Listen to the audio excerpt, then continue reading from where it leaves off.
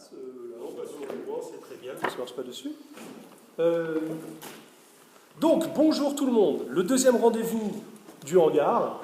Le premier, c'était au mois d'octobre. Donc, le deuxième, on est content d'accueillir Stéphane Gendron, qui va donc présenter son ouvrage, avec Hélène Ripoche, qui va présenter Stéphane Gendron et son ouvrage. Alors, donc Stéphane, toi, tu es linguiste. Oui. C'est ta spécialité. Oui. Et tu es président de la Société française d'onomastique. Ah, oui, c'est ça. Est-ce que tu peux expliquer aux... Alors, je fais de la linguistique, mais de la linguistique appliquée dans ses relations avec le patrimoine ou à l'étude des noms de lieux de la région. Voilà, je travaille sur les noms de lieux, donc je travaille surtout sur l'étymologie, l'histoire des lieux, leur évolution jusqu'à aujourd'hui. Donc cette région, par exemple, je la connais assez bien parce que j'ai pas mal étudié de fond en comble ce nord de la Touraine, notamment, mais en publiant des... Voilà. Donc l'onomastique, c'est l'étude des noms propres, en fait. Donc quand on étudie les noms propres, on peut étudier les noms de famille, les prénoms, les noms de lieux, bien sûr, mais aussi les noms de marques. J'ai des collègues qui travaillent sur les noms de marques. J'en ai même un qui travaille sur les noms d'animaux, les noms que l'on donne en campagne à ses propres animaux, les vaches par exemple, les moutons, etc. Et donc voilà, ça c'est quelque chose que je fais au sein d'une association dont j'ai la direction depuis quelques années, depuis 2020, aux Archives nationales. Donc on se réunit régulièrement, on a une revue, on fait des colloques, des rencontres, enfin, c'est assez universitaire dans l'âme, on va dire. Voilà. Mais moi, ce que j'essaie de faire le plus possible ici pour les régions, c'est de développer le lien vraiment avec la connaissance de terrain. Donc j'aime beaucoup faire des enquêtes, essayer de comprendre un petit peu ce qui se passe dans ces noms et quelle importance ils ont aussi pour l'histoire du peuplement, du paysage en général, enfin, etc. Voilà, c'est pas le sujet aujourd'hui, mais c'est ma spécialité première en fait. Et c'est parce que je suis musicien par ailleurs que j'ai voulu faire le lien entre les deux. Oui, c'est ce que je voulais, c'est ce que j'ai pensé, puisque tu es musicien.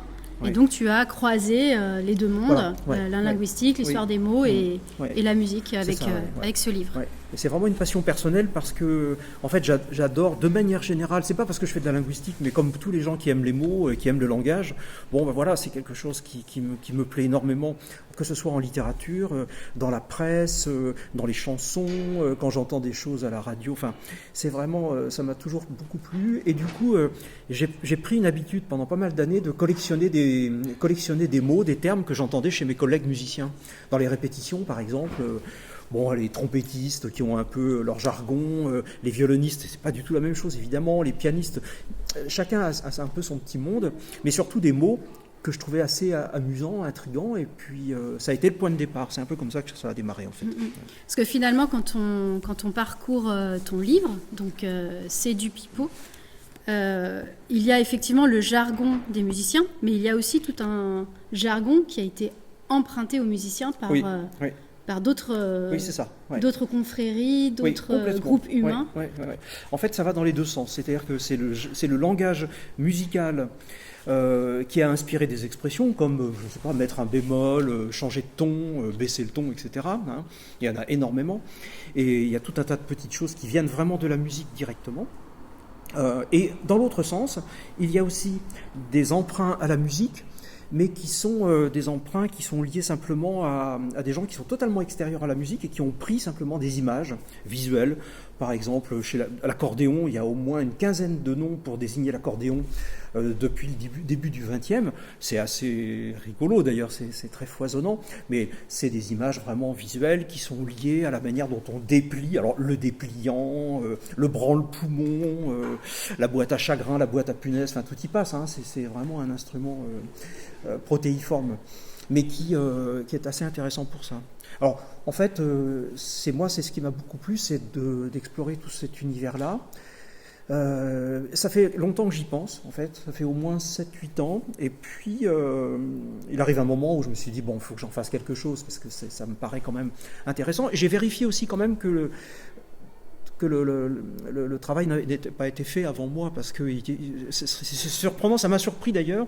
Il y a eu quelques petits dictionnaires, mais des choses un peu, je dirais, timides, et puis sur des catégorie très, très spécifique, quoi. Et donc, ce qui m'intéressait, moi, c'était de comprendre les contextes culturels dans lesquels apparaissent ces expressions. Et pas seulement les mots, pas seulement faire une collection de bons mots, mais aussi comprendre des expressions comme, je ne sais pas, avoir une sauterelle dans la guitare, par exemple.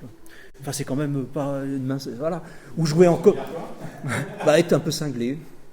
Ou une araignée dans le plafond. C'est comme une araignée dans le plafond. C'est un peu la même image, en fait. Voilà. Ou jouer en cocotte pour les guitaristes. D'où vient c'est intriguant tout ça quand même. Voilà. Et d'ailleurs, ce qui m'a frappé dans ton livre, c'est que on croise tout un tas de gens pas très recommandables en fait dans ce livre. Exactement. Des voleurs, des repris de justice, des prisonniers. Énormément. C'est beaucoup. Hein, ah oui. Ouais. En fait, le milieu le vocabulaire musical, il y a beaucoup de liens avec le milieu du brigandage, de la prison, des voleurs, de la prostitution, l'érotisme sous un angle quand même assez cru, etc. Hein, c'est vraiment... Par exemple, j'ai rencontré un type qui avait travaillé en prison, qui a écrit un super petit dictionnaire de l'argot des prisons. Il y a beaucoup de vocabulaire musical. Hein, voilà. Ah, bon, par exemple, la mandoline en prison, c'est passer à tabac quelqu'un, c'est taper avec un bâton, le prendre dans un coin et puis le bastonner. C'est la mandoline. Alors pourquoi la mandoline Oui, c'est étrange. On peut s'interroger. Hein. Ou alors après, les cordes qui désignent les barreaux de la prison. Les cordes qui désignent les barreaux de la prison. Alors ça m'a beaucoup intrigué longtemps parce que en fait. On dit mettre au violon. Alors, mettre au violon, c'est mettre en prison. Et ça, c'est une expression qui est courante depuis très longtemps, depuis au moins le 19e. On la voit partout dans la littérature. Il y a plein de caricatures de ça, des affiches, etc. J'en ai reproduit une là-dedans, d'ailleurs. Et je ne comprenais pas vraiment le lien, mais il y a des auteurs au 19e qui disaient oui, parce que ça représente les barreaux, c'est les cordes. Alors, on dit mettre à la harpe, ou derrière la harpe, ou mettre au violon. Alors l'assimilation entre les barreaux et puis les cordes d'instruments, quand même, je trouvais que c'était un petit peu tiré par les cheveux. Et en fait, c'est ce type qui m'en a parlé, qui m'a dit, mais réfléchissez au fait que autrefois, toutes les inspections des barreaux se faisaient avec un bâton et on écoutait le son des barreaux qui était scié éventuellement par les types qui commençaient à travailler. Et en fait, tout s'entend. C'est-à-dire que les mecs avaient l'oreille et savaient très bien que quand un barreau commençait à être scié, ou complètement scié, évidemment, il avait un son différent. Et systématiquement, depuis fort longtemps, on fait l'inspection des barreaux dans les prisons avec un bâton en bois et on racle comme ça. Et en fait, ça vient de là. J'ai creusé l'affaire et effectivement, le rapprochement vient bien de là. C'est-à-dire que mettre au violon, c'est mettre derrière cette espèce de... ces barreaux symboliques là qui sont sonores en même temps, qui sont sonores tous les jours, parce que c'est très marquant. Hein. Les prisonniers ont été beaucoup... Tous les gens qui sont passés par les prisons jusqu'à une époque récente, parce que apparemment, ça se fait plus. Hein. Mais ça a été longtemps, tant qu'il y avait des barreaux en tout cas, qu'on pouvait frapper de l'extérieur, c'était le cas. Ça c'est quand même... J'étais assez content de cette découverte parce que c'est quelque chose de fort, je trouve, du point de vue de l'image. Hein, c'est vraiment... Complètement, ouais. Donc voilà, des tas de choses. Je vais vous montrer quelques petites choses, justement des exemples. Parce qu'en fait, je voulais parler un petit peu de plusieurs aspects, mais à moins que tu aies des questions peut-être tout de suite. Non, pas tout de suite, ça peut être pour après. Ça peut être pour après. Alors, en fait, ce qui est intéressant, c'est évidemment, il y a plein de catégories intéressantes, bien sûr, mais il y a les musiciens en tant que tels, les chanteurs, les chanteuses aussi. Les chanteuses il y a beaucoup de choses à dire sur les chanteuses en particulier, peut-être plus que sur les chanteurs. Les noms des instruments de musique, parce que il y a des noms qui sont donnés par les musiciens, mais il y a aussi des noms qui sont donnés par les luthiers et par les gens qui ne sont pas instrumentistes, mais qui ont des surnoms. Bon, voilà, il y a plein de choses. Il y a la catégorie après de boire, j'ai mis boire et buveur, parce que s'il y a bien une forte catégorie dans le domaine de l'argot musical, c'est la réputation qu'ont les musiciens de beaucoup boire, d'être toujours à sec en fait. Voilà. Ne suivez pas. Comme vous n'êtes pas trop nombreux, je suis obligé de te regarder de temps en temps, mais c'était pas malveillant de ma part. Hein. Les militaires, les sportifs, le milieu militaire, le milieu sportif et religieux, évidemment, il y a des emprunts permanents. Les brigands, les voleurs et la prison, on en a parlé. Et puis, ça sollicite régulièrement toutes ces images, le corps, les activités physiques, le sexe. Et puis, éventuellement, si on a le temps, je vous parlerai de quelques expressions. Voilà. Alors, ça, c'est à peu près toutes les catégories dans lesquelles j'ai enquêté pendant plusieurs années, en faisant des recherches à la fois dans des carnets personnels, mes souvenirs personnels, et j'en avais pas mal, des dictionnaires d'argot, de langue verte, de parler populaire. Ça a été essentiellement foisonnant au XIXe siècle, mais il y en a encore jusqu'à Pierre Perret et d'autres. Hein. Aujourd'hui, il y a plein de gens qui font ça. Les journaux, la presse, ça c'est la grosse catégorie. La littérature, parce qu'il y a des auteurs fétiches, Boris Vian, j'ai relu pratiquement tous les textes de Boris Vian sur le jazz, il y a des choses extraordinaires. Les caricatures, les publicités, la chanson, la poésie, et puis des blogs de musiciens plus récents, des mélomanes, des gens qui échangent entre eux, et aussi des luthiers, qui ont parfois une manière assez étonnante de désigner les instruments. Donc en fait, voilà, on y retrouve. Alors, je vous ai mis quelques exemples, je ne sais pas si vous voyez, mais les dérivations.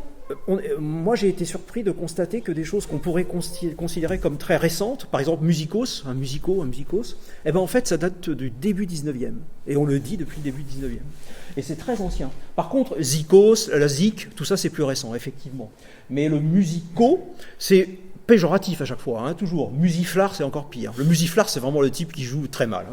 Musicâtre. Alors ça, c'est le prétentieux. C'est plutôt le type qui se prétend musicien, mais en fait, il est pas terrible. Voilà. Musicien, c'est vieux, c'est très vieux, c'est au moins 18e siècle. Museau de chien. Aussi, dans la poésie, on trouve museau de chien dès le 18e. Les musiqueux de toutes sortes. C'est pas toujours très gentil de dire musiqueux, et souvent les folkleux, par exemple, on les appelle les musiqueux. Voilà, alors il y a les croque-sols, les soufflants, les trompinetteurs. Après, c'est par instrument. Boris Vian avait inventé toute une série à partir du saxo, comme les saxophonistes. Les Américains, longtemps, ont importé en France les alligators dans le domaine du jazz, c'est années 50-60. Les alligators, parce qu'ils avaient tous une espèce de manie d'avoir des chaussures en crocodile. En cuir crocodile. Et alors, c'était une caricature du musicien de jazz qui venait super sapé avec des chaussures. On les a appelés les alligators, etc. Bopper, bebopper, routinier, ça c'est dans le folk. C'est pas si péjoratif que ça. C'est les gens qui apprennent de routine, c'est-à-dire sans partition, avec la mémoire, avec la transmission orale. Les frappeurs de peau d'âne, je ne sais pas si vous connaissez ça, dans les percussions. Et puis après, pour le piano, évidemment, plein de choses. Le frappeur ou les tapeurs de 88, c'est-à-dire les 88 touches. Voilà. Ce qui veut dire quand même, quand on est tapeur de 88, qu'on sait un peu jouer du piano et qu'on ne se contente pas des touches blanches. C'est très important, et une nuance importante. Les pianomanes, les tapoteurs, les taquineurs d'ivoire. Alors ça a été longtemps le cas, tant qu'on faisait venir de l'ivoire d'Afrique, effectivement, et qu'on importait de l'ivoire d'éléphant. Mais évidemment, maintenant, c'est passé un peu de mode.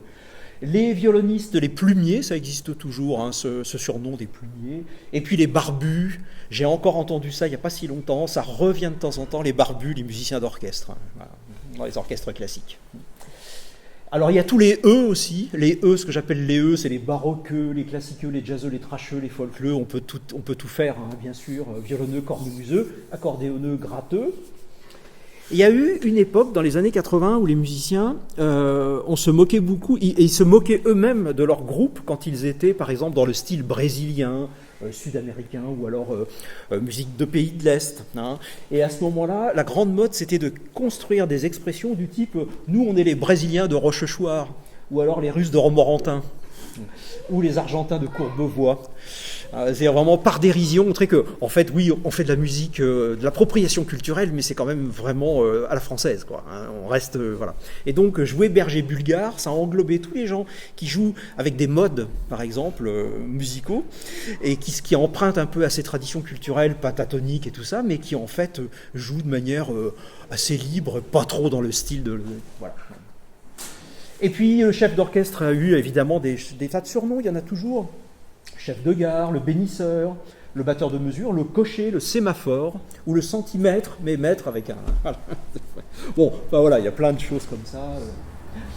Le piano, ça a été longtemps la bête noire dans les villes, et ça a été un point, il y avait tellement de pianos à Paris, et dans les grandes villes comme Lyon, Paris, Bordeaux, l'État a fini par créer un impôt très sévère sur le piano, et les gens ont payé très cher le fait d'avoir des pianos. Donc en fait, les facteurs de piano ont créé des pianos escamotables.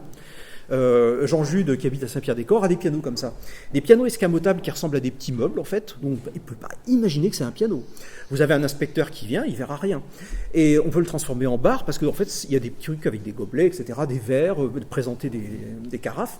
Donc en fait, il y a eu toute une technique pour essayer de contourner l'impôt. Mais ce qui a été très dur, c'est qu'il y a eu un impôt qui s'est appelé l'état de marteau, et l'état de marteau concernait des professions qui font trop de bruit dans les villes.